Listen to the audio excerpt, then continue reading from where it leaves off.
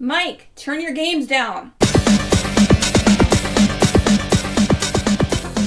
Hi, we're episode 349 of Games My Mom Found. I am Mike Albertin, and who's summoning useless creatures with me tonight? It is December 31st. I'm sitting in a CarMax with my father, waiting to see if the car we're trying to sell is worth anything. While I'm waiting, I get a message from Mike Albertin. He starts talking to me about this game called Chaos Legion and asks if I'd be interested in playing it. And I say, sure. Here we are, 9 months later. It's Dominic. Hi, how are you? I want to know if you regret that decision, but we'll find out later. Hey, this is Joe Larrey, and I'm still looking for the Legion that makes this game, fun. And Julian Titus here, pressing the square button so many times that my thumb wanted to fall off. First, I just want to say I'm sorry. I never played this before. We are here to talk about Chaos Legion, developed by Capcom Production Studio 6, published by Capcom, came out in 2003. Yeah. And never been re-released. Around the same time as DMC2 and all those other wonderful Capcom games that were happening. Man, they were Piano 3. DMC2 is not that bad. This was like right in the prime time of the I forgot the name of the initiative. The mega. Oh man, not the Capcom 5. Yeah, Capcom 5. Well, the Capcom 5, but it was called something else before that. It was like, I think it was the Mega Drop, like when they announced like all of those games, and this is like around the time that those were starting to come out. Okay, never heard of that. I only know this game because back when this game came out in 2003, a friend of mine had played it, and he was like, "Hey, this is actually a pretty cool game. You should pick it up." And I bought it for like 20-something bucks or something. I mean, I probably still have a sticker on it, to be honest with you, but I don't want to look for it. And I was like, all right, I'll give it a try. And I played it for an hour. I went, I'll get back to this someday. And then it's been 20 years. So. And this is that day. And we're back. It's like we never left. Dominic, what's your history with this game? Making me salty that we never got Dead Phoenix, that they canceled that, but we got this. Yeah. That is a fair. My history of this game is that I've seen the cover, I've seen the box on shelves many times. I always get it confused with Chaos Wars, which is an 07, 08 PS2 RPG with terrible voice acting. And then I picked it up when you suggested I play it. I'm sorry. You owe me Piano 3. I think that's the big comparison we need to make. Later, but yes. Yeah. My history of this game is I actually played this back in the day. I remember I was super hyped for this game because, and in hindsight, I don't know why I thought this. I thought this was a sequel to Devil May Cry, maybe just because of the Capcom and the art style looked similar to DMC at the time, and also DMC2 was terrible, and I wanted a good DMC sequel. So I remember playing it and beating it, which, again, I have no idea how I did that back then, but yeah, we'll get into that. Isn't that amazing how you just do that? As a kid, you just beat stuff. Yeah. It's like, how did I do that? Yeah, that seems to be popping up a lot when I re-review games on this podcast. You're welcome. Oh, was Mega Drop the thing they had when they were talking about putting out a bunch of PS2 games and make $1 million? No. That was the announcement of the Capcom 5. So that was Piano 3, Resident Evil 4, Beautiful Joe, Dead Phoenix. Well, there was the GameCube ones, but there was like another announcement they had about we're going to make a bunch of online PS2 games, and we expect at least one or two of them to sell 1 million copies. I always remembered it as being the announcement of the Capcom 5, but I could be merging two announcements in my memory because it's been 20 something years at this point. Well, I think that one got us Resident Evil Outbreak and Monster Hunter, and was it Driving Emotion Type S or something like that? Or I don't know what that is. Our Racing Evolution, whatever their racing game was. I have no idea what you're talking about. Okay. But this game is still... I can see where you saw this as a Devil May Cry clone. I can see that. Yes. Yeah. This game is still important now because it is produced by Yoshinori Ono. Did a lot of the Street Fighter games. Who is that again? He's the man behind Street Fighter 4. Okay. I know who that is now then. Yeah. I don't think he works for the company anymore. He does not. Oh, and he also did Onimusha, the fourth one. Forget what it was called. The weird one. Dawn yes, Dreams. That one. That's a damn good game. Julian can attest with me. And yeah, also it's better than Chaos Legion. But I do think the Chaos Legion has like a lot of interesting ideas, and I can kind of understand what they were going for. But we'll talk about it later. We keep saying that, but like, what else is there to talk about? Well, we're because we all want to delay it. We don't really want to talk about it. I mean, that is a fair statement. So I didn't know much about this game. I knew you summon legions, and I knew that it was like a hack and slash type game. I did not know how hard or stupid this game gets. Hard is like an understatement. Like, holy shit. Yeah, this test your patience. Playing Save states. I spent a day, I think, doing the chapter 5 boss on normal before I said, fuck it, I'm going down to easy. Is that the plant one? I started this one on easy because I was running out. I was in a time crunch, and I'm glad that I did, because even on easy, I ended up like dying. That fucking tree boss. Yeah, that tree boss. With all the lasers coming. I mean, this game is hard. Even on easy, I was cheating this game with save states, and this was a hard game, even with easy and save states. Mike, I can't even tell you. Like, I think it's stage 3 or 4 where you had like those kind of more open arenas with like the little guys skating around. Yes. Those guys will fucking just kite you on normal. Like, they'll just come at you out of nowhere and they'll fucking knock you down and take a bunch of your health. The ones that act like Galaga enemies? Yeah. Yes. Yeah. Like those things are a menace on normal. I can't even imagine this game on normal. I can't imagine this on hard mode. Open area is like a war field. Fair. No, it's a difficult game. And part of it is your legions mostly suck. Well, you get the good ones and they Metroid you. They give you a taste of what all power feels like, and then they take away all of your power. But why? Because then you're incentivized to get all the Thanatos chips they want. Which is because I think worst this game idea. really was built around going back and revisiting levels and replaying it, because the game is short. It feels like a game that has like a really interesting, cool premise, but then they ran out of ideas by level 3. You know what's another game that's based around going to levels over and over and retrying them and getting more points and stuff? Piano 3. You know what game's better about doing it? Piano 3. That can't be true. I was super disappointed by Piano 3 when it finally came out compared to what the trailers were showing. But that game at least allows you to like stack your points like they're demon souls or something like that. Sure. This game is like, no, fuck you. We're going to keep going. And then we'll unlock all the stages near the end of the game for you. Then we'll let you go Stage back. 12. Yeah, that was. Stage 12 out of 14 is when you unlock all the stages. Oh, you're having a problem on stage 4? Fuck it. Try it again. Keep trying, motherfucker. The fact that the game waits that long to let you try it, like to redo levels so you can level up, because you can quit levels and keep your experience for your legions, from what I saw. Yes. Yes. I don't think that helps a whole lot, but you can do it. It is really weird the way they have everything kind of set up. The fact that you can only select 2 legions for a level, I think, is probably the biggest problem to in the mechanics that this game has, because there's times when it's like, oh, you don't have the right legion equipped. Fuck off. You can't double jump this time, motherfucker. Go back. Well, also because your stats are tied to the equipped legion, so that could just you don't have enough health. Well, screw you, you're out. I didn't know that. I did not know it was based on the legion.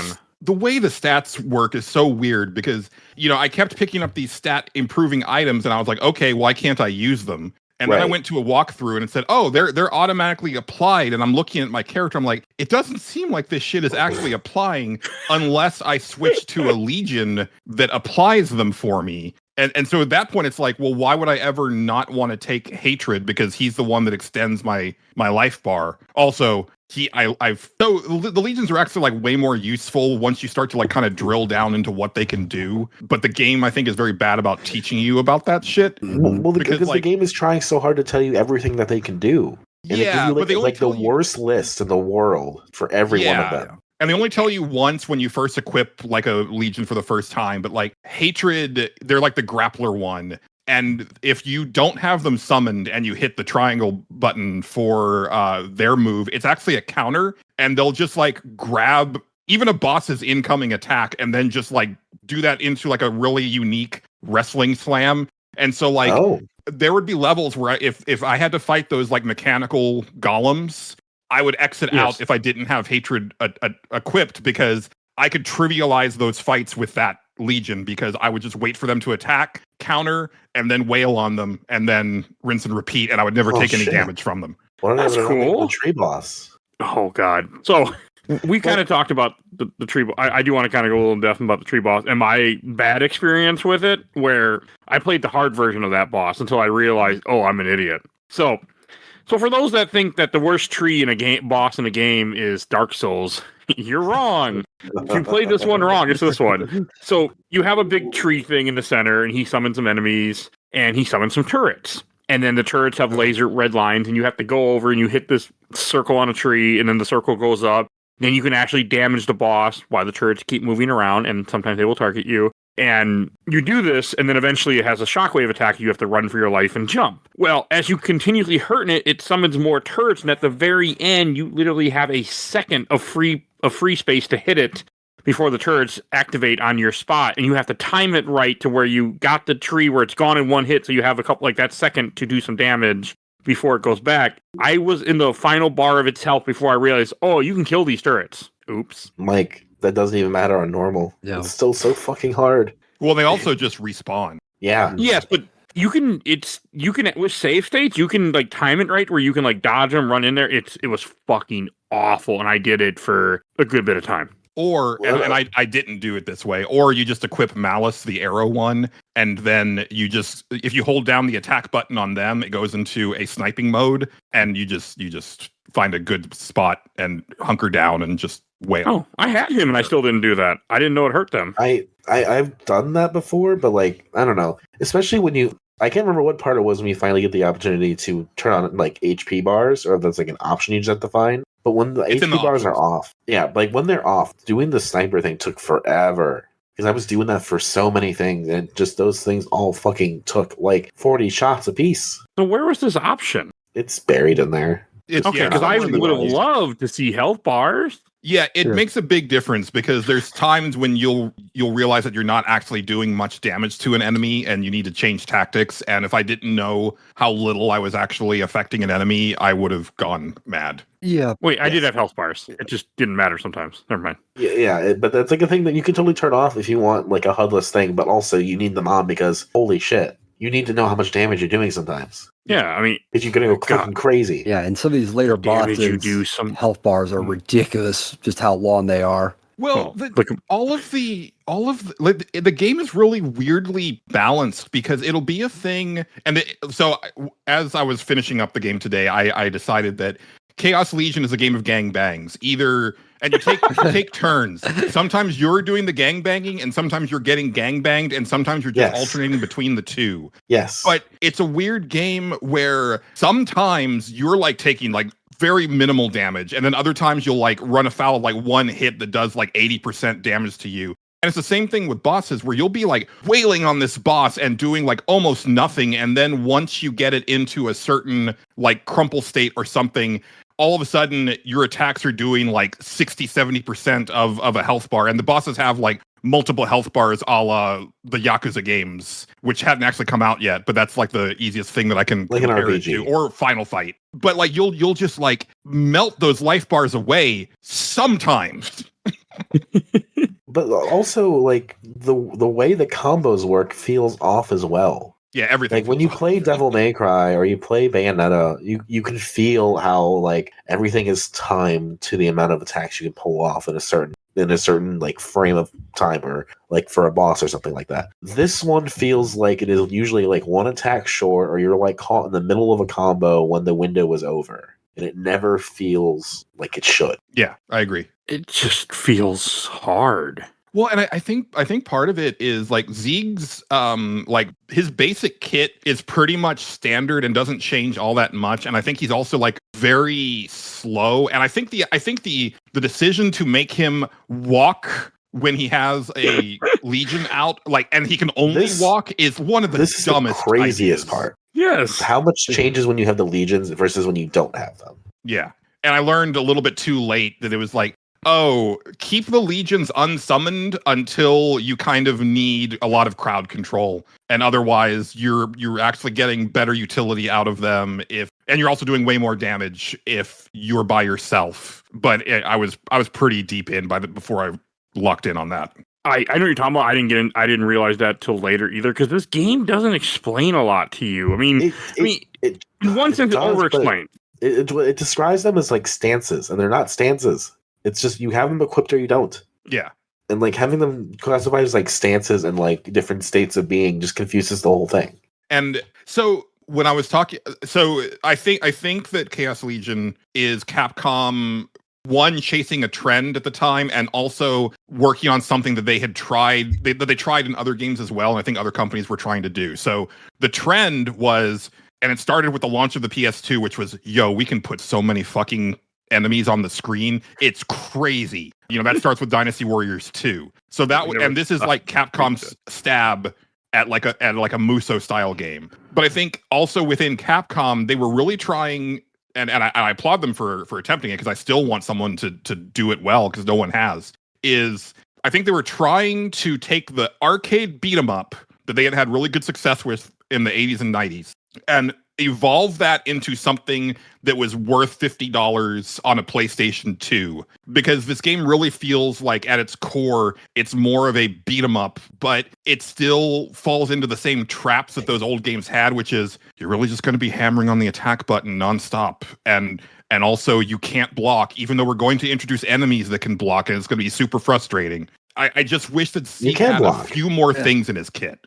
How do you block? You use the one Legion, the shield. Oh, I have to use one of my 2 slots to block? Yeah. Yep. Well, yeah, and that's what I mean. Like there should just, okay, the fact that you have to press a separate button to lock onto an enemy before you lock onto the enemy, and they burned an entire action button on that shit, is one of the weirdest things I've ever seen, and it's one of the worst lock-on mechanics I've ever seen. I'm like, that should have been like a defensive move, or and it could have been anything else. Also, how much what time lock-on?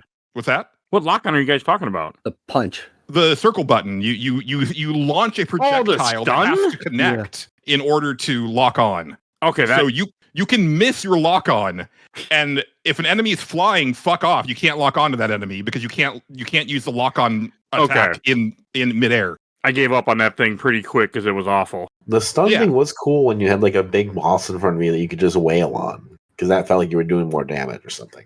That was fine, but yeah. So my main legion was I think it was Guilt, the sword people, and so I had almost fully leveled them up by the end of the game. So I had like 6 of those guys out, and so you could really burst down some enemies when you would focus them all on the same one. But a lot of times, like when you're having to fight like a specific target, but there's tons of enemies around, I would just kind of let them do their thing and keep the enemies off me while I was focusing on the target. But yeah, this game is just, it's a lot of cool ideas with poor execution kind of across the board. So I only used 3 legions. That's it. I also just found out while watching the speedrun, like, those target things that like look like a giant like radar tower, for lack of a better description. Yeah. Apparently with the archers, you can line up them and just shoot them at the top and kill them in seconds. I did not know that. And the bomb legion does let you unlock some extra areas in certain levels too. Oh, that's kind of cool. I only used them once. I thought they sucked. Oh, that you have to like unlock the double jump with them, right? Is that the one? You have to unlock the double jump. Like, yes. I had it. So. I didn't use them, and I had the double jump. I got it from the claw. All I used were the claw and the arrow guys for almost the entire game. But once you get the double jump, the bomb becomes more useful, because that's where you can start like planting it and then letting it explode and shit, and you can just move around a lot easier. Yeah. Which the nice thing is that eventually, as you level up these legions, you can basically absorb their powers like Mega Man and have the double jump, have the blocking, have everything you need. Right, but that just involves so much grinding though to get to that point. Yes. Yeah, the XP requirements, like as you get higher up with all of them, is kind of just hundreds of thousands, millions. Yeah, millions in a game just go like, what are you thinking? So I think the part of the problem too is that this game is so like coded in like religion and demons and like European stuff that like the fact that it skews more Dynasty Warriors is weird because it feels like it needs to skew more Devil May Cry. Like, Yeah. there's no reason that Sieg should not be like a stylish action guy. Yeah, and I think that's also kind of where I was getting at with the beat 'em up comparison is that like the story is about as complex as anything in like a Final Fight or a Knights of the Round Table from the 90s. Like it's just there to explain why you're going on to the next level, and you could almost remove it completely and not miss anything. Like I actually would get Zeke and Delacroix confused because I thought their voice actors were almost identical. So if they were talking and not on screen, I was like, I'm actually not sure who's talking right now. It doesn't really matter. The story is so disposable yet so important that they made a 7-volume light novel series out of it. Oh, geez. Like this is a Square Enix type story. Like this is like Square Enix on a bad day. I just thought this was Zelda because they're talking about the 3 things. I'm like, oh, it's the Triforce. We're literally just getting the Triforce. Okay. But it's like names that you don't understand, and like everyone has weird names themselves, and they're all dressed kind of pretty, but and it's like, oh, this is all Square Enix, but it's Capcom doing it. What the fuck is this?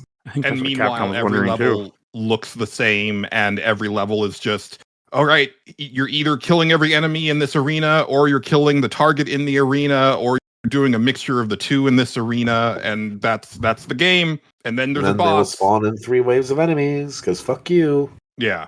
And this has some of the most annoying bosses that I've encountered in quite some time. That one that has like the weird bone rib cage that you have to destroy before you can actually do any damage to it, that floats around out of range until it crashes into the arena. And the fact that you have to fight it twice, I think, was the extra salt in the wound, because I was like, after I finished, I was like, that is the worst boss I've fought in a long ass time. And then I got to do it again.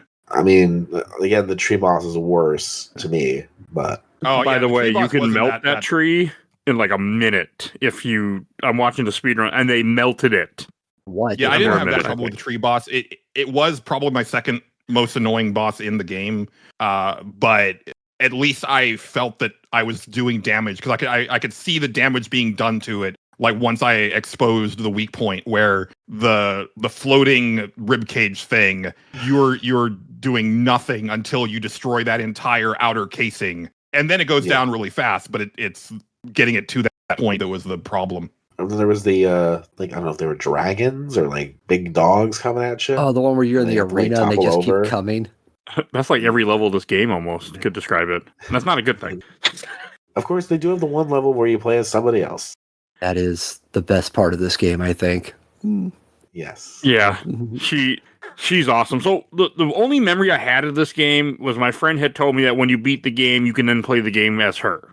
I don't know if that was true. That's not true. Because, okay. So the moment's credits roll, game got turned off. I think you have to beat it on normal to unlock her. Do you? Oh, I wouldn't. That's a nightmare.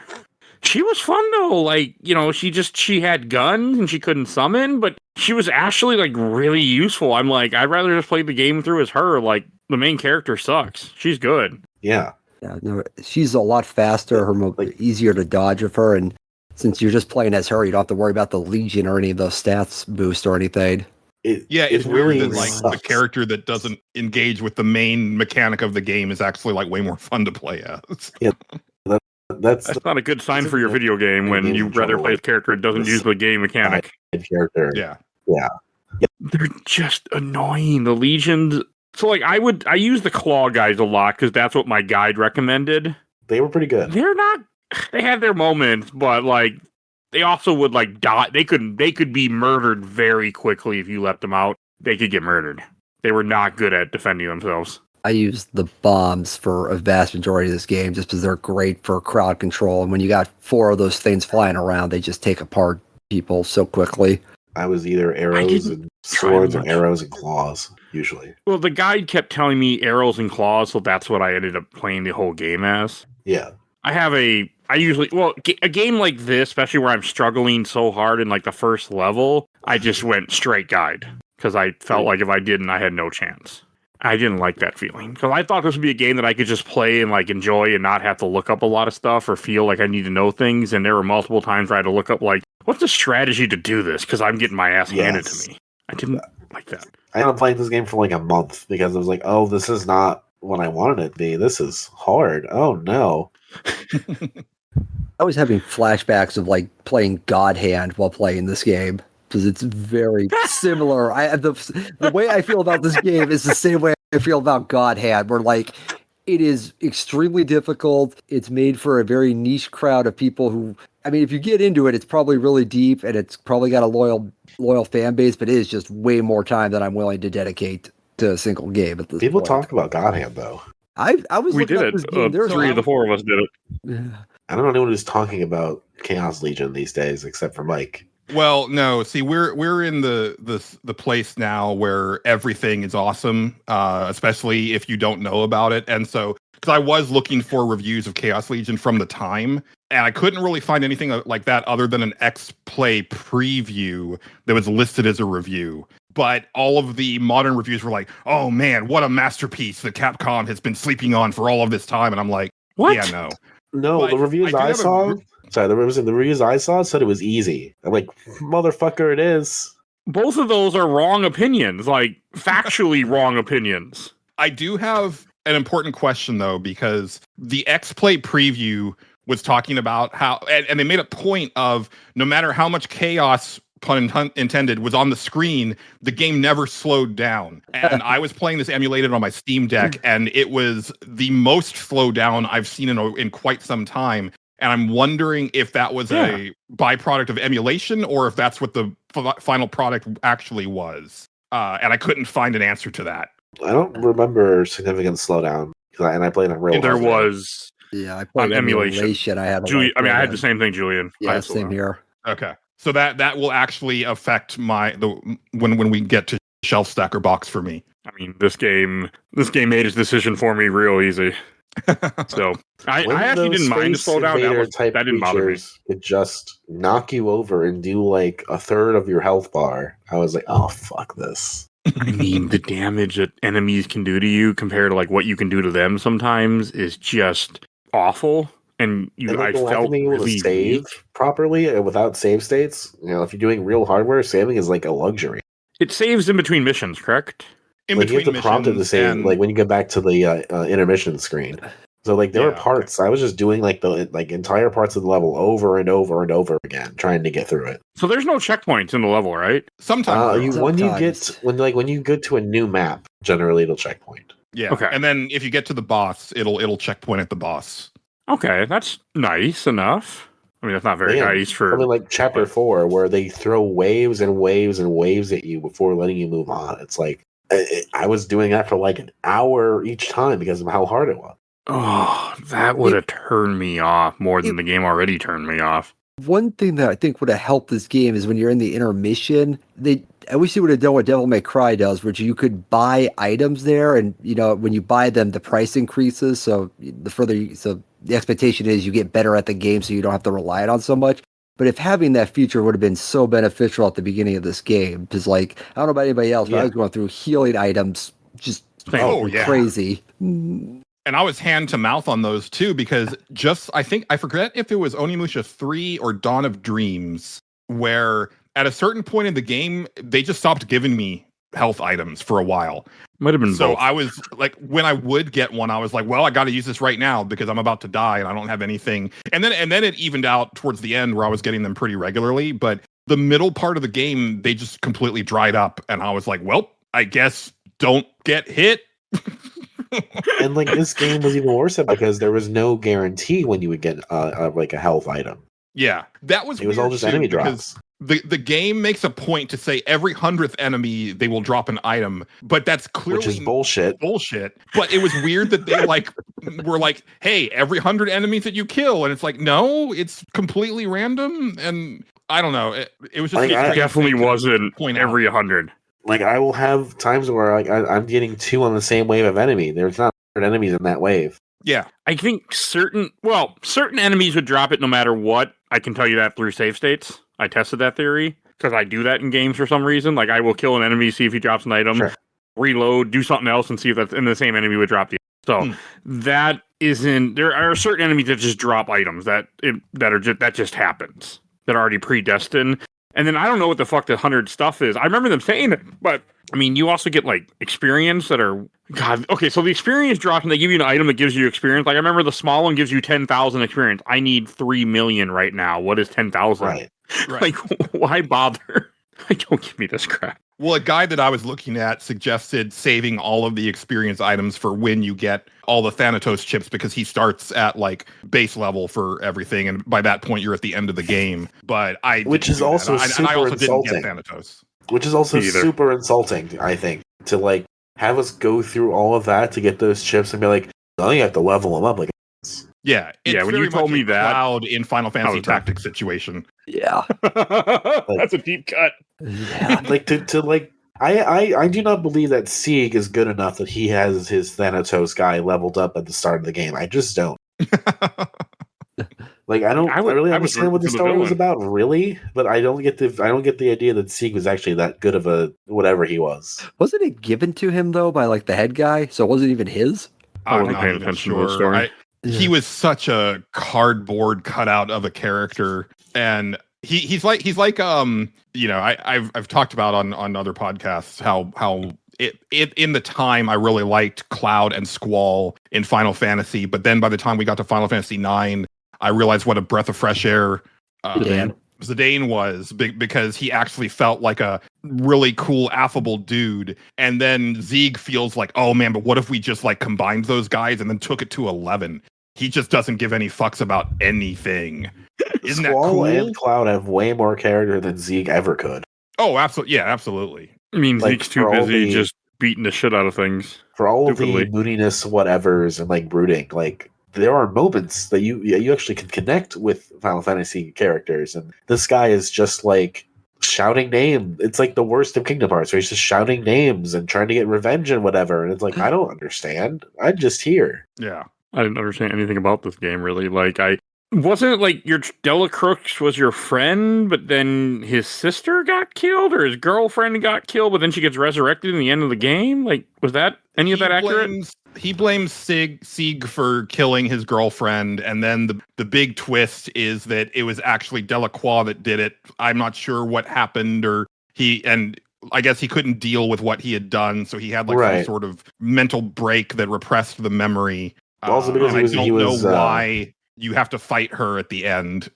Because he was taken over by the demon, and then she got taken over by the demon. Oh, okay. Yeah. I didn't understand. I love the fact that it's Azrael, the demon that we've seen in a bunch of stuff, and also the namesake in the Batman series, but they spelled it like a railway system. Azrael. You take the Azrael Also, line D to also got the Apocrypha of Ezark. Yes. Yeah, I wasn't paying any attention to anything in this game other than Ezark- kill enemies in front of me and see credits. Ezark is just crazy spelled backwards. That kind of fits this game, doesn't it? Does everything fit this game? So, like, one of the attack things that I learned, I think by accident, is how if you slash and then hit triangle, you can then, like, throw something at the enemies, I guess. Like, you throw your whatever equip you have, and they do, like, an ability. Oh, really yeah. Understand it, Yeah, though. the Legion ability. Yeah, each one is different. Yeah. Like, Wasn't And I wish that they had kind of gone deeper with that maybe you would have like a different weapon when you have a Legion equipped, or you would get like different combo moves or something. Like, I really do feel that you need like some sort of projectile move that isn't just equipping Malice. And again, maybe the solution is, hey, let me have all of them and just switch through them with a ring menu or something, instead of only being able to select two. I think the problem is that they are so married to the idea of having Sieg be reliant on them, to the point that Sieg is not his own character without them. Yeah, like, and I kind of got they were going for that. Operate throughout the game. Like, if he had his own move set with like projectiles and jumps and things, that would give him something to do. Yeah. Yeah. Like, and otherwise, like, the reliance on all the different like legions makes sense from when you're plotting it out on paper, but in practice, it's just like, why can't he just have some of these so that I can just use, like, why can't it be like 60-40 or 80-20 instead of like perfectly 50-50? Yeah. You should have had, like you said, a wheel. I think it would have made the game more fun because then you would have messed around with them. And you still have the drawback of if you're not using them, then they're, whoever's being used is the one gaining experience. So, Right. like, you would still pick your one that you want, but at least you can then make a better decision. It would open up the game Yeah. so much if you could just be like, oh shit, there's a bomb thing here. Let me go get the bomb guy real quick. Yeah. This is Yeah. a little bit of Donkey Kong 64 nonsense from what I've heard. Never played it, so I can't speak to it. But I know that they lock out characters, so. From what I understand, everything in that game is very character specific. So like, yes, and there's you just a can't lot- switch. I know that. Not Until like easily. certain spots. Yeah. Even that, even if you could just like switch out your loadout like between areas, like maybe that would help. Because like, there's times where there would be levels where it's like, okay, I definitely need these two. And then you get deeper into that overall level and it's like, well shit, now these guys are useless for this thing. But you're stuck with them. Gotta just make do. And I guess it is a credit to the game that you can, by and large, get through it with whatever you have equipped. But there are obviously like Mega Man style, like these guys are good against these enemies, situations. Yeah. And they want you to go through it and just kind of realize that and they just go back. And that is unlike Mega Man where you can just die easily and like just restart. Like this isn't the same thing. Like conceptually it is, but this feels so much worse to go through that kind of thing. Yeah. And also with Mega Man, you have all of your weapons at your disposal and once you've earned them. So you can just keep, as long as you have like weapon energy for them, you can use Assuming whatever. you've like beaten those bosses already, yeah. Yeah. Like all those games are way more open. This is just so linear and so unopen. And I think that's probably like, as I was wrapping it up today, like as I've had with a lot of like games like this where there's interesting ideas, I think that you could revisit this, but you would be better served turning it into more of an open action RPG where you still do the legions and maybe they're even set up almost the same way, except that you can equip more of them at a time. Because honestly, it's a little bit like Final Fantasy 16 now that I'm thinking about it. They made that The game. issue with Final Fantasy 16 is that you were like way too strong for anything that they threw at you, where this is almost like the inverse problem. But I could see Capcom turning this into a more modern thing and flesh out, but it is not served by being a hack and slash take on like the beat 'em up genre with just arena fights after arena fight. Like it needs to be more of a action RPG with exploration to give you more to do. That game exists. It's called Astro Chain, which is literally this entire concept, but better. Yeah. But isn't Astral Chain also kind of more linear with like smaller areas? Or are you doing much smaller area? Yeah, it is. It has RPG elements to it. It is, when you mentioned Final Fantasy 16, the combat is similar to that. But yeah, I wouldn't say it's open world by any means. Sure. What I'm assuming it's also much better. Yes, they really nailed the Legion system in that game much better. I mean, that's a Platinum game. That's a game that learned from all these years of Capcom doing this stuff. I really wish that game wasn't only on Switch. Actually, Platinum sold the rights to Nintendo, so it's never. I mean, smart for them. Yeah, sucks for me, but it's smart for them. Yeah. So they could get Astro Chain, but they couldn't get Daemon X Machina. That's weird. Yeah, that's one of the. I don't even know where I was going with this. I was gonna say this is just a weird. Like, had it come out later, I think it would have been more DMC influence. Had it come out earlier, I think it would have been more interesting. I remember what I want to say now. Made it more Dynasty Warriors-y, but it's kind of neither. I mean, that would have been better, or if just everything wasn't so boring. Like, you guys are right. If this had more like exploration, it'd be more fun. But the game is just, there's not a lot in these worlds. No, there's nothing. No. There are the little pieces you have to pick up, the Thanatos pieces, and that's about it. And even those are kind of like right in your face. No, you have to redo. You have to go back to a few levels. Like, you have to replay level 12 after you beat it. Why it's harder to get one of the chips. And when the guy told me that, I said, "Oh, that's nice," and I was done. I walked away. Yeah, we even touched on that, where when you unlock the boards, it's just a harder version of it. Yeah, that. I'm assuming you get more attack ups and defense up, though, right? Like, you get a little stronger by doing those. I would assume, but I did not touch. Yeah, I didn't bother. I went for the wanted this I was game hoping, over. I was hoping that with the Thanatos guy, I would just be able to kill everything in the last level and just get it over with. But no, it was like, well, it's like fucking Shin Godzilla, right? He's in his baby form, and then he gets to be a teenager, and then he grows into an adult, but you have to like level him up. That's not what you want when you're like a level away or a level 2 levels away from beating the game. Yeah. I mean, maybe that was the way to make the game longer because, I mean, I know that's a thing now, but I feel like in the PS2 era, I remember like me and my friend in high school looking up like how long a game was, and it wasn't how long to beat. We were just like looking up like what other people said, whether or not we would buy a game. Like, oh, this game is too short to buy. I mean, partly we had no money. Crazy now. High school kids. I mean, that was definitely like mid to late PS2, and then I remember that discussion really ballooning in the generation after. Like I remember Enslaved being one of the big lightning rod parts where they're like, this is a $60 game and you can finish it in like 6 hours. And good game. It is a good game, but the cost to hours played discussion really like came into the forefront then, and it's like now I'm pining for those. Like, you know, when someone brings up a game on my podcast, they're like, oh yeah, and I finished it in like 8 hours. I'm like, sold. Like, I don't care if it's 6 hours. Like, if it's a good time, it's a good time. That's how I've always felt. Yeah.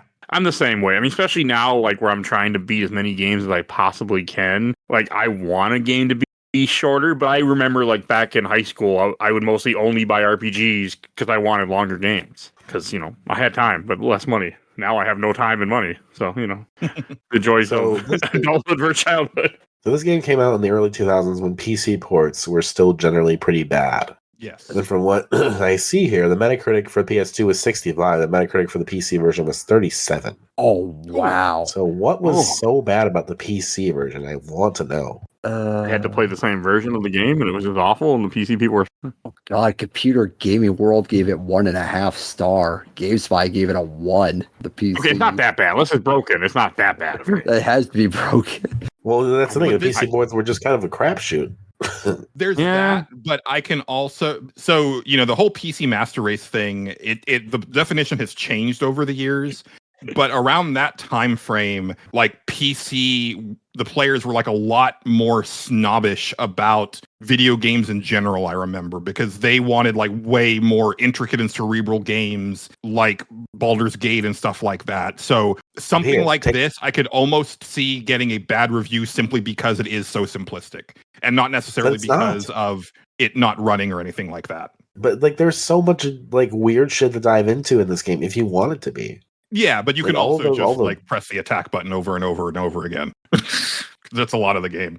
I mean, a game shouldn't, in my opinion, shouldn't deserve a 1 or a 2 unless the game is just broken to the point of unplayable. And you also, if you feel the game is genuinely a 1 based on the quality alone, I think that's a testament to how bad it is. Well, I think what Julian said is like that's PC gamers at that time. Like, I mean, I remember you have to be able to go back and look at the publication and see like how they used their overall scale, you know, who the writer was, and see like if this was just like a type of game that was kryptonite to them, and they're like, no, I can't stand any moment of this. You know, it's all that's why I used to love magazine reviews, is because I would find the people that I kind of gelled with, and so I would kind of follow them. You know, that was kind of the big thing about the reviews, and you know, I think a lot of that has been lost over the last 2020. Sure, I followed Game Informer because I loved how they were reviewing stuff, but I also learned to love how like Roger Ebert would review things. Where for me, it's like after a while, if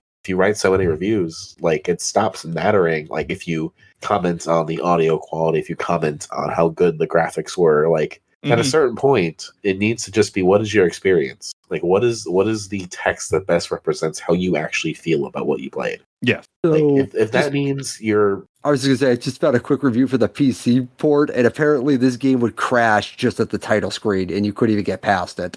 Oh, then it deserves a 1. Yeah. Like, if someone hated Chaos Legion so much that their review was like, as I was playing this game, I couldn't help but remember the recipe to my mother's favorite chicken soup. Here's the recipe, because I care more about that than Chaos Legion. I would understand. That's a compelling argument to me. I mean, that's something. But no, that makes more sense than why the game's getting a 1. If it's broken, like, yeah. And that was a thing I feel like on PC. I know I stayed far away from PC gaming until this when I started this podcast, like almost 7 years ago. That was my first foray into PC, and now I changed religions real fast. I am a digital, and like one thing my wife and me will joke, we've been together going to be 10 years this year, and she's like, when I met you said you'll never buy digital games, never buy. So it's sometimes table start. Yeah, I used to consider myself something of a collector, and then I've gone all digital on Xbox. I'm going all digital on the Switch 2, and I still buy physical games on PlayStation, but I could see myself switching to all digital by next generation there as well, with the exception of Final Fantasy games, which I collect. I do it with Zelda games. I buy them normally because I buy them physical, but I love Zelda. Sure. I love my boxes. I love my discs. I did, and then I moved, and I've lost stuff, and I went, let's go digital. But now we have game key cards and disc key cards. Those are great. That even broke me for like, because I buy cartridges for my son for his Switch. Yeah. And when I saw that, I'm like, fucking A. Like, I buy him physical for a reason, so I don't have to worry about him locking himself out of an account or something like that I don't have access. I'm like, no. I'm like, I don't want to go honestly, digital with him. Once the PS4 generation came out and it came down to you can't actually just disc in and play a game anymore. Like you have to fully install the game before it'll run. That's kind of when the last bit of fun out of collecting was sapped for me, because at that point it's like, well, I may as well just download it, because I'm still going to have to re-download it. It's always going to end up taking up a bunch of space on this console no matter what I do. So I mean, I just lost interest in collecting also with the prices. Yeah, like, that's a big thing for me. That's for, I mean, I wasn't buying old games, but like when I see what people pay for them, I'm like, this is just ridiculous. Like, no. It's very silly a lot of the time. But also, if it's a rare game, it's nice to have sometimes. Yeah. I mean, you should say that because you bought, what was that fucking game? Oh, the Graffiti Kingdom? Samurai 1. The Blood Will Tell. Blood Will Tell. Yeah. That was like a lot of money. Yeah. I saw a copy of that at a store in Colorado Springs like a year or two ago, and I was like, oh, but I think it was like $150 or something like that, or maybe it was more, but that seems cheap for that game. I always wanted to play that game. I played it at E3, and I really loved that E3 demo, and then it will run on your Steam Deck, Julian, I can tell you that. Yeah. I'm sure it will. I've tested that theory. It runs on your Steam Deck. Kadelka's pretty expensive. Oh, that's a stupid, yeah. That will also run on my Steam Deck, I am positive. What is that From Software one? Kuno or whatever? The horror game they made? Kuon? Kuon, yes. Yes, that is stupidly expensive. Oh my god, that's over $2,000. And I regret not buying that game for $5, $10 when I was living at EB Games. Oh, Chaos Legion is $33. I paid like $18 for it. It's more than it's worth, so hey. Still not $50 like it was when it came out. Games of that age. No, I mean, that's not a bad price for a PS2 game. I mean, I just don't like this game, and I was really upset about it. I didn't hate it, and I mean, part of it is like, obviously, Mike, like, I'm like the big Capcom guy, especially around this time, and I appreciate it for existing because Capcom was really throwing a bunch of ideas at the wall in this time frame, and they're kind of doing it again now, and I do appreciate that. So yes, I'm glad it exists. I do think that they could revisit it with like a lot of modern like design philosophies and make something really special out of it. I going back to From, honestly, like I'm waiting for FromSoft to say, hey, new Kingsfield, because I would fucking love to see what they do with that, with all of the like the last like 15 years of game development under their belts. I think a 2026 Kingsfield could be fucking rad. That would be sick. That's day one that came out. I mean, that has to be like the next evolution, right? Of like, okay, it has to come full circle at some point. Yeah, that's what I would think. It'd be nice. They've done the rest of so much of the other series, so why not do Kingsfield? If you're doing Kingsfield, do Echo Knight too. There was another Echo Knight. They just never got it localized. Yeah. I forgot that existed, but I do know it because I've looked it up on before. Frame Gride to anybody? Frame Gride? Anybody want? I don't know. Shadow Tower. Shadow Tower is a game I've always wanted to play for some reason. That was a game I had as a kid. I have it too. I'm pretty sure I picked it up for like $5 for PS2 back in the day. I had a problem. I still do. But I used to buy so many games for PS2 that were dirt cheap just because. I used to live like a few blocks from a video store that used to sell off a bunch of their games. So I would just buy a bunch of games when I could. So you'd get stuff like Mega Man Legends for $5. Eco for $5. Man, Eco I need to play. Like, part of what I've been up to is I'm trying to knock off PS2 games that I picked up but never played. Oh yeah, This yeah, if fits you have that for That's sure. how this happened. that's a classic. I wouldn't mind playing that someday. I should make that happen. We'll see. And then even like the end of this game I thought was kind of, well, the ending was hard. 3 boss fights in a row, that was not friendly. That was not And nice just- video games. Just the most, like, whatever story possible. Just, whatever, we're going to fight this stuff. And there's betrayal and there's blood and whatever. And the girl did I love something, how but he did made- she? I love yeah, how did he she kill forced herself or Alicia not? to I was shoot confused. herself. What were you saying, Julian? Sorry, I love how he forced Alicia to shoot herself in the head, but then the explanation was that he like let go of her like at the last second, but somehow the wound ended up in her other shoulder. That's one magic bullet right there. Then let me tell you. And the angle when your hand is coming down from your head, to your other extremity, like it's just a weird angle, Yeah. A weird game. They also make you fight one of the final bosses in a separate stage, not that long before the final stage, and they're like, you get to fight him again. I'm like, why are you making me do this twice? Yeah. Like, that to me was stupid. Like, you make me fight him, like, you don't need to bring him back then in the final stage. Like, to say he's dead, you beat him and move on. Well, it's the classic thing of like, see how far you've come? That old boss is now just here again. It was literally 2 stages ago or so. It's really close to the end of the game. Like, if you're going to do stuff like that, it's got to be farther apart. And it's the Because it's exact literally same fight. stage 12, then you have stage 13, and then you have the final stage. Like, that's too close together to make me do the same boss fight, but now harder because we altered the level a bit, so you can't hide as easy. I did not like it. And there's also that enemy, that boss that had the spinning top that went around the room. Mhm. Oh, It was like in an arena. The shield. The shield. Yeah. boss? Yeah. Yeah. He wasn't bad. He wasn't reused. I'm impressed because everything else in this game is reused over and over. So, Even the tree boss gets reused. Then the ribcage guy.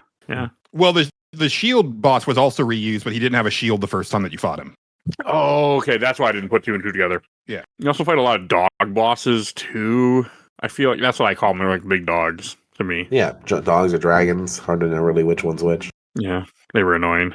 Everything was annoying, Mike. Every enemy in this game. It was the only part that I mean, I didn't hate this game, but like my favorite part was still playing as the girl. That was the part where I was the happiest playing this game.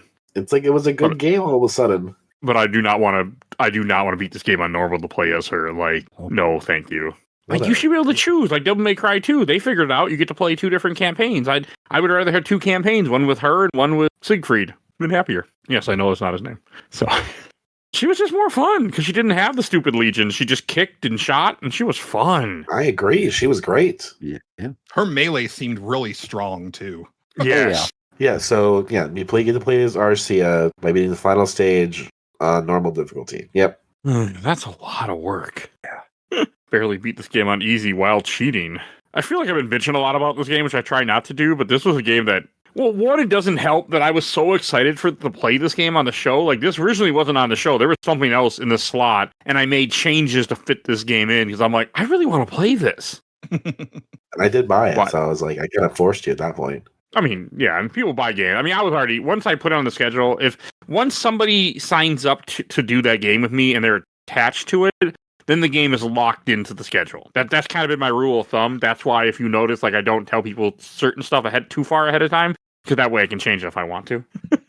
Yeah. Because when someone attaches to it, then it's locked in. Unless people quit the show, then I make changes. But that's different. That's the only time that I've changed stuff that had a guest already attached to it. I mean, makes sense. That's been my rule of thumb for how I do things. We kind of talked about earlier, but I do feel like enemies had too large of health bars, but I'm watching the speed run and they're just shredding through health bars and I don't understand what I was doing wrong. I would barely, it would take forever to get through a health bar. Part of it might also be like the whatever legions they have equipped, or also how many stat increase items they have. Yeah. Like if you 'cause if you again, do it the way the game wants you to do it, you can get really good. It's just really long and tedious. Yeah, and some of it, again, I do feel is inconsistent, but part of it is like knowing their like burst windows, right? So you do refight the tree boss when you're using Alicia, but you can just snipe it you can just get up on a platform and just snipe the shit out of it, and that boss goes down super fast with her. Yeah. And it feels so fucking good. It did feel good. Sweet revenge. It just made me sad that is- but again, I think that was kind of a thing in this era too, to lock the other character behind beating the game on a higher difficulty or something. Like that was a thing to Yeah, increase especially playtime. Capcom. Yeah, I think Shinobi maybe did that too. I never played Shinobi, but I remember people talking about it. Yeah, the PS2 one, yeah, you'd unlock the original character. Yeah, Okay. that's a hard game. I did play Nightshade once. Played a lot of Nightshade at one point, actually. I never finished it, but I played a lot of that game. I don't know if I want to go back to that. I mean, now that I have the ability to save states, I try to play more PS2 games because I actually I can conquer them now because I can cheat, where as a kid I couldn't do it. Hell yeah. Hell yeah. I mean, I still say if you can beat a game with safety, people might say, oh, you're cheating yourself. You still got to do it. You just are able to alter things on a quicker radius, but you can still fuck yourself. Oh, you absolutely. can save too quickly and be like, well, now you're doing the whole thing over again, which I did do in this game. Or you can just, so, I mean, save states aren't not like cheat codes where you're just like, you're just trying to get yourself through a boss fight without having to redo the whole thing. trying to make use of my time better. I do think like 13 stages or 14 stages is not too long. It's just, if they were more exciting and they all didn't look the same, it would have been prettier because everything looks too much the same. Like there was so much going on at Capcom at this time. Like this is definitely a game that I feel like if it just went away and never existed, it wouldn't really matter. But I do have to hand it to them for having just so much in the pipeline. Yeah.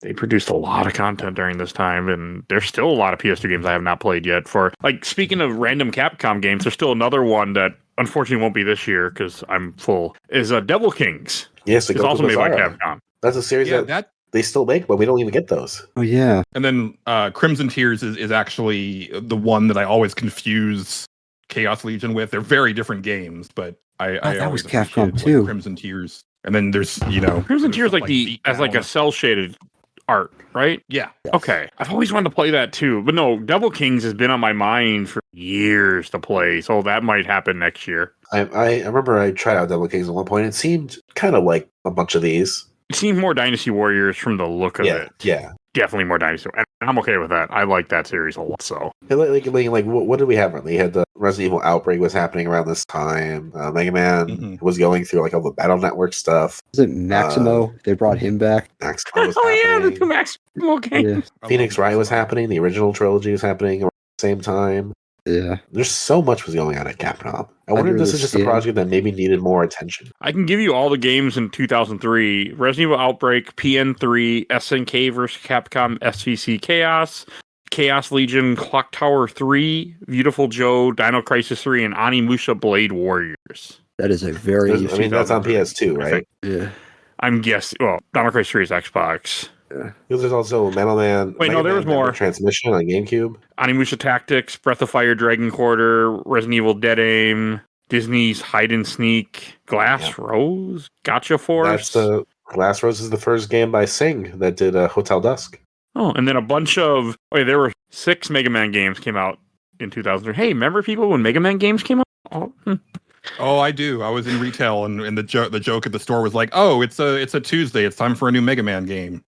I wouldn't mind those days coming back again. Here's the Xbox Mega Man game. And then I guess the second Maximo game came out in 2003 too. I've never messed with either of those two. They're good. They're really good 3D spiritual successors to Ghouls and Ghosts. Like they really evoke that feeling, and I really like the character designs and the art and everything. They are very hard. Just as Ghouls and Ghosts. Yeah, I was going to say, didn't you have to pay to save that game? I think so. Yes, I'm pretty sure you're right. Yeah, like Jesus. Which honestly, like it's Shovel Knight kind of does that, right? Where you can like use a checkpoint or you can destroy it for more money. Yes, for gold. Oh yeah. Yeah. And so Maxim was kind of like that, where it's like, I can't really afford to save right now, so we'll just kind of push it a little further. Resident Evil is mostly the same way with the typewriter ribbons. Mm-hmm. Yeah, where you got to be careful. How, just to build that stress in with saving. I mean, that was the whole point. Right. I mean, because there are enough increments to easily get through that game and still save a lot, but it adds that stress of you being like, oh, I can't save. when it's more not real. Yeah, especially if you're playing like the first game and you're using Chris with like the limited inventory already, and it's like you don't want to be carrying typewriter ribbons on you all the time, but then you're like, shit, I haven't saved in a really long time and I'm almost dead. Oh, that first game is so fucking good. I love I love most of that series. So, all right, anything else to say about Chaos Legion? I will say I think the music is pretty good in this game. We know we talked like the visual style doesn't really stand out, but I did dig the music. I was not a huge fan of it. I wasn't a huge fan of the boss music, but I think that's because I had to like restart boss fights so often. So that's literally stuck in my head right now is the boss music. I don't think I heard music. I enjoyed the rest of it just fine. Well, The voice acting. I think I might have played this game mute, except for in the cutscenes when I had to put it on. I can't remember, but I don't think I had music on for this game. I've been doing that a few times. I just haven't been playing with any sound. The voice acting is very bad, even for this time period, because there had already been like some really excellent voice performances by this point. So it's kind of shocking how bad the voice acting is in this game. Like, and Capcom themselves have had some really bad voice acting incidents, and this is just kind of like there with them. Yeah, but I feel like this is after all the others. I mean, this is definitely after some other ones, like you were almost a Jill sandwich. That's a different. Fill my dark soul with light. That's the one. Burn to the ground, burn to the ground, burn to the ground. That's this era. That's this year, I'm pretty sure. X7 is 2003 also. All right. Let's go to questions, comments, and memories. I got a few, actually. So this might make you guys laugh. Let's see what people have some things to say I was not expecting. So first, from I watched the entire Overblood Super Replay group, from Steven Stengard. My brother and I got this back in the day because we thought it looked cool. We completed it a couple of times to this day. Some tracks from the soundtrack live rent-free in my brain. Probably the boss fight. Huh. From Carl James Klein. Played the hell out of this when I was younger. Thanatos is cracked and you get it all the way leveled up. I like how the music changed depending on if you had a Pokemon out or not. I see. I mean, he's not wrong. No, he's not. So, from Neil Hackle. Always wanted to play it. I love summoning stuff. Go play a Shin Megami Tensei game then. Don't play this. From the official Laser Time community, from Alan Lawrence Matthews. I had a friend that worked for Sony back when I lived in Daly City. He worked in Foster City. He loaned this to me and I had a good time with it. Thought about it just the other day. That's because you haven't played it lately. From Dave Taylor. I pre-ordered this, played it once, and never played it again. Can't say it was bad. I just had too many games to play at that time. I got a weird watch as a pre-order bonus. It wasn't a wristwatch or a classic pocket watch. It was just like a half wristwatch that you couldn't wear. Totally weird. I need to look this up now. I'll look that up too. Remember when you used to give away things when you would?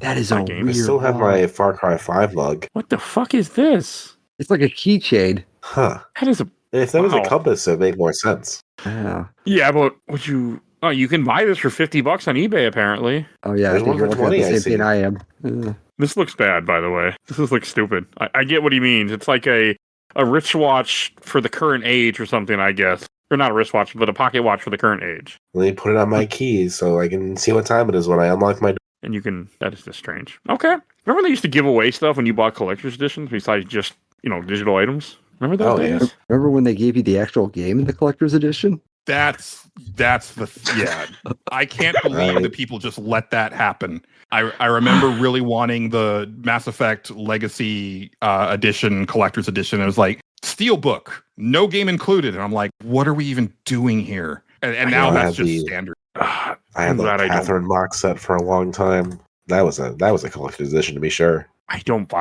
haven't bought a collector's edition I don't know if I ever had. Alan Wake. I did for Alan Wake. That's it. Oh, that's a good one. So, I don't know if I still have any of the stuff that came with it because I moved multiple times since then, but I remember really liking it. The main thing that I wanted from the Alan Wake collector's edition was the soundtrack that it came with. It also came with a book too, I think. I don't know. It's been a long time. I found a picture of it. Yeah, it came with like a book and case and a bunch of stuff. Huh.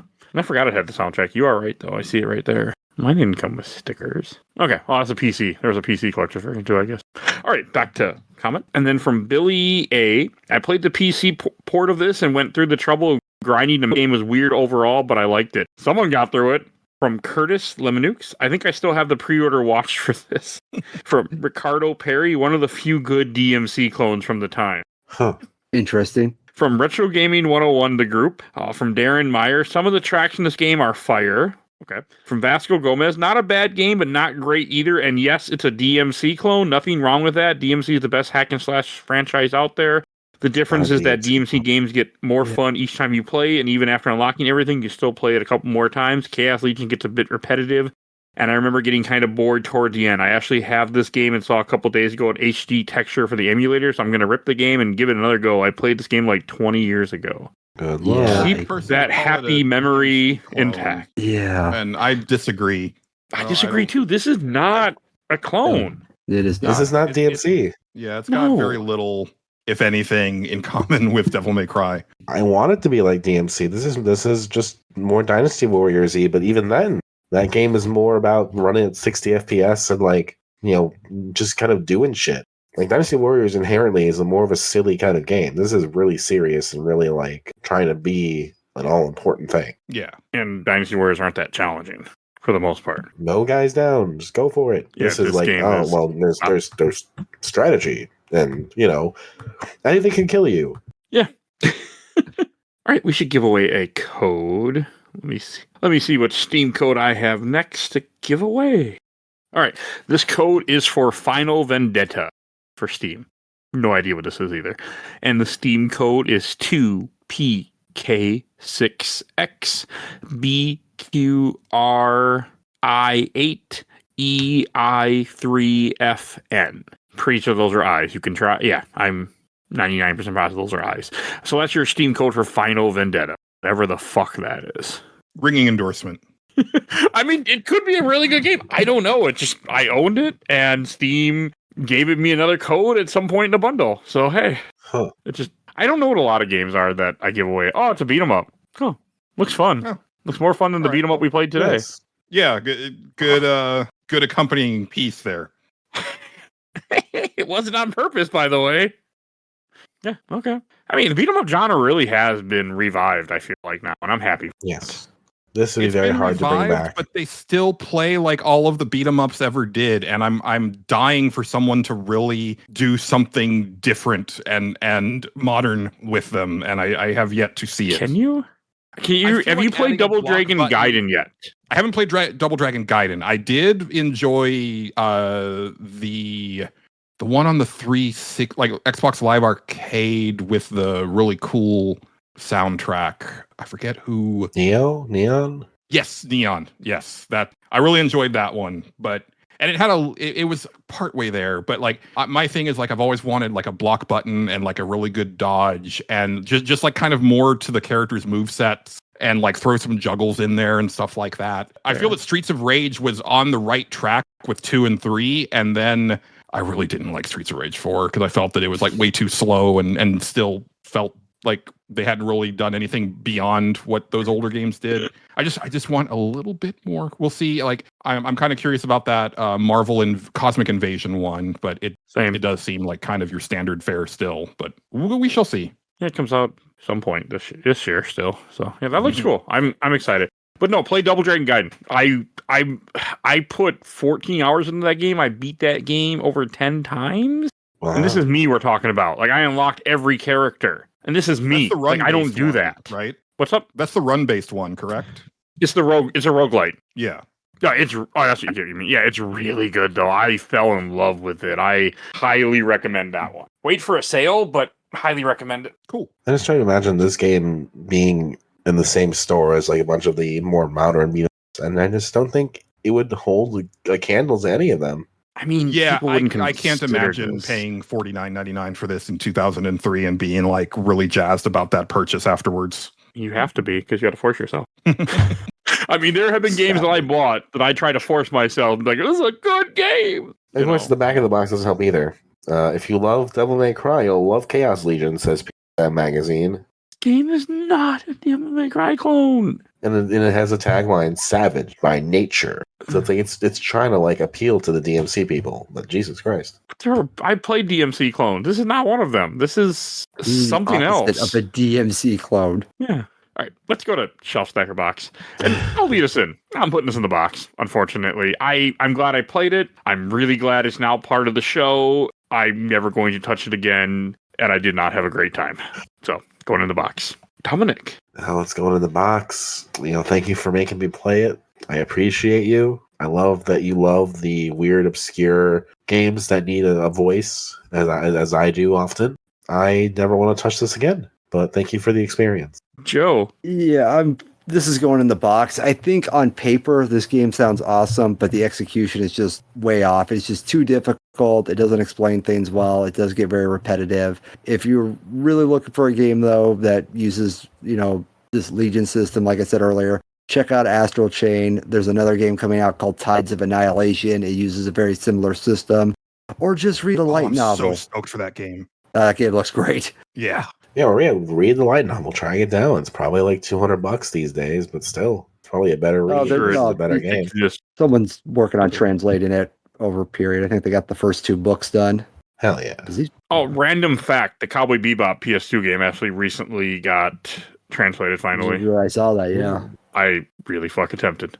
And Julian. So the version that I played emulated on the Steam Deck, I'm putting in the box because even though I'm not much of a frame rate guy, this thing tanked in ways that made it nigh unplayable in spots. I think if you can get an actual PS2 copy of it cheap enough, it's a stack.